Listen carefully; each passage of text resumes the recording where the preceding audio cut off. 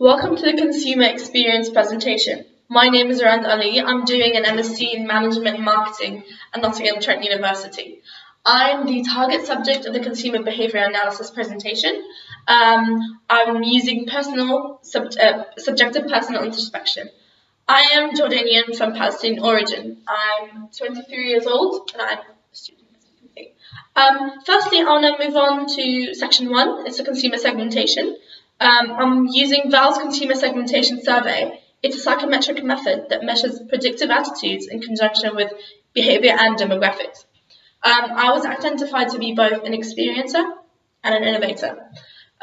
This can be linked to my main characteristics that match me as a consumer. For example, as an experiencer, I would hope to and like to consider myself to be the first in and first out of a trend.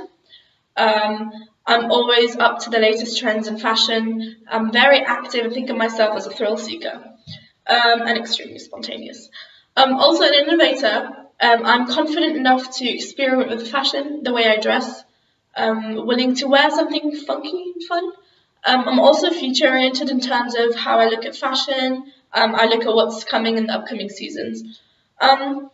Since I come from Jordan, a country that's profiled by Hofstede to be of a collectivistic culture, it prides itself on hierarchical and social status.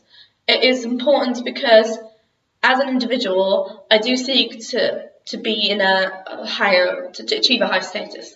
Also, I believe, and I am fortunately an impulse buyer, because especially a compensatory impulse buyer, because I sometimes shop to reward myself. Give myself a pride after I've done a submission or done an assignment. It's an output for my personality, and it shows people who I am and the way I dress. Moving on to section number 2, the key influences into my buying behaviour. I believe that culture is the main influence to my purchase behaviour, as it's a recurring theme in this presentation. I will show the link between culture and specifically members of the upper class society and the impact it has on my purchase behaviour pattern. As I mentioned before, I do come from a culture that's collectivistic, and it gives a large and massive importance to hierarchy. It idolizes people who are in the top of the hierarchy level, and also, as I can see, how people emphasis on the crown status. Also, it applies to me individually, as I strive for success. And for me, successful people belong in the upper level in the hierarchy. It exerts class, status, and power. Also, my main influence in fashion, market trend. I regularly look at what's going on in the fashion world. I look at using social media. I scroll through my Facebook, my Instagram, to read articles of what could be coming in the next few months in terms of, how people dress, what's going to happen. Also, I believe that clothing and accessories are a major way to express yourself. Moving on to section number 3, I want to talk about ethics. In terms of ethics, I would like to consider myself as an ethical consumer who cares for the greater good of the world. I love animals. I happen to have had birds, fish, hamsters, dogs, rabbits, all kinds of animals, and I believe in the greater principles. Since I mentioned before, repeatedly, I'm from Palestinian origin, I take into consideration boycotting products that are sold by companies that fund the Israeli apartheid. However, I would want to really be honest and say I'm not as an ethical consumer as I want to be. I tend to put my personal interest above the interest of the world. According to Val's survey, I am an experiencer. And I'm the first in, first out of the trend, which means I regularly purchase and dispose of clothing. So as soon as a new trend happens, I just take my old clothing, chuck it out, and just buy new clothes, new tops, new handbags. This is unfortunately a very unethical behaviour, and it has a tragic effect on the environment. However, keeping up with trend does make me happy. I believe it assesses my innovative side. Enrich believes that the conflict between ethicality and the need to be fashionable can be reduced if I do search for information, and to look for more fashionable items that are more animal-friendly, eco-friendly as well. However, in this economy, a lot of companies pretend to be ethical, but I recently found out that a company sold cow leather jackets and claimed that they were made from faux leather. Sorry. This caused me frustration. I didn't trust the company anymore.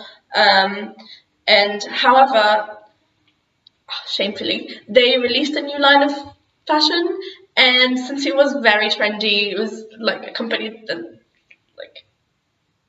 by celebrities.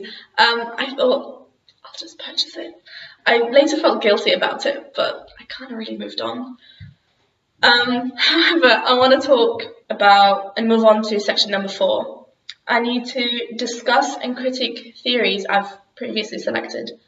For consumer behaviour, I firstly used a culture theory by Arnold and Thompson in the year 2005.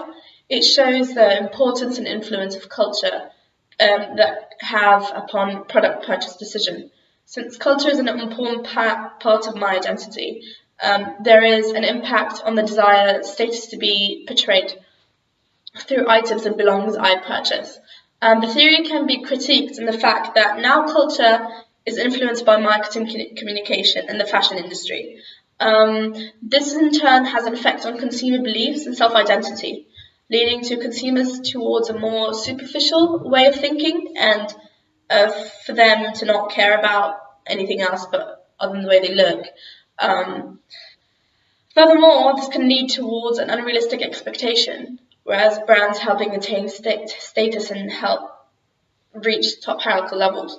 As in, to break it down honestly, people think that if you do buy an expensive bag, this will help you to be a really fancy person, or a person who deserves all the attention they can get, or a person who deserves to make a change somehow. Also, I use Maslow's hierarchy of needs to portray the ranking of products' ability to solve my needs. There are 2 levels that are applied. They're both the 4th level, which is self-esteem, and since it shows the desire to gain respect from others, which can give satisfaction, self-confidence, which I also portrayed before, and level 6, which is self-accusation. This level is a trait that motivates or accounts for certain kind of acts. I, however, have the idea of a connection between luxury brands and upper class status.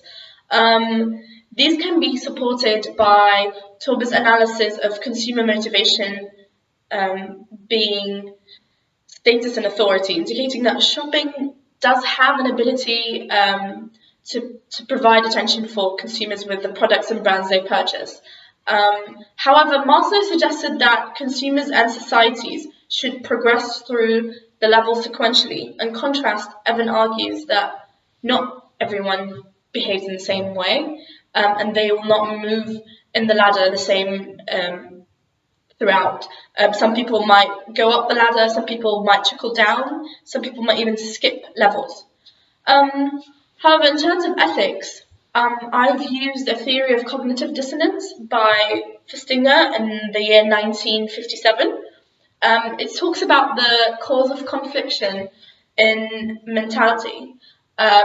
This has an impact on my purchase behaviour, as I have believed in buying leather goods and constantly purchasing and disposing of items is really unethical. But I also have a desire to always be in fashion, always be in trendy. This pains me as I say it. I know I sound very unethical and I don't care about the environment, but I really do. I do care about fashion in a way that it's a way to portray myself and my identity. I always have that desire to be in fashion. It gives me the feeling of acquisition of status. However, Vane Ulrich said that cognitive dissonance can be reduced by research and seeking information, but in recent times we've said that marketers find it easy to give misleading information regarding ethical products. This can have an effect on what do consumers actually do, even though they mean to do well. Lastly, I used the theory of conspicuous consumption by Veblen in the year 1899 to support my unethical behaviour. It stated that individuals emulate the pattern of other individuals that are situated in a higher part of the hierarchy level by purchasing similar luxury goods that people on the upper level have, as they presume that it will give them a change in social status. This is later supported by Trigg in the year 2001, stating that owning such properties and objectives is to have status and honour, which is important to my collectivistic culture. However, Canterbury argues that since Veblen's day, a lot has changed. Consumers no longer formed a position of the social class. They tend to make an acquisition of a lifestyle that cuts across the social hierarchy. However, Canterbury criticism does not take into consideration the difference of societal importance that my collectivistic society has. Finally, my suggestion for marketing managers based on my behavioural findings. Since the use of theory of conspicuous consumption supported the fact that I have a tendency to imitate individuals who are stated in the higher part of the hierarchy by purchasing similar items to theirs. As you can see, a display of bags, the display of Dolce & Gabbana dresses that are currently in trend. They have, it says that it's an acquisition of status, to be honest. And for example, some other people that I do presume are of higher status are celebrities. Celebrities have always been positively used for promotion. For example, there's celebrity sponsorship, where a company pays a celebrity to wear their fashionable brand and items, thus creating a trend for people to use. Celebrities also post pictures of them wearing a certain shoe or item of clothing, or take part in a campaign and get their picture published in magazines, treats, billboards. This is considered attractive for people in my category, as in we strive to be in that celebrity or focuses on us, and it pushes me to purchase items that are disregarded in disregard of the price in order just to attain the status I want. Also, for the ethical marketing manager, they can use celebrities to push more ethical products to consumers, since celebrities can make or break a trend. For example, if a celebrity promotes vegan-friendly clothing, consumers will be more likely to follow that, since causing the other brands to follow that bandwagon. Consumers can literally make or break fashion. If they choose to do something where the second day it will become everyone literally will wear the same thing. This can have a positive impact on both society and consumers, since they can attain their trendy items and cause less harm for the animals. Another aspect I want to take into consideration is my impulse purchase behavior. As an experiencer, I have a reaction to visual stimulus. It's a bit like a dog, I know it's really funny, but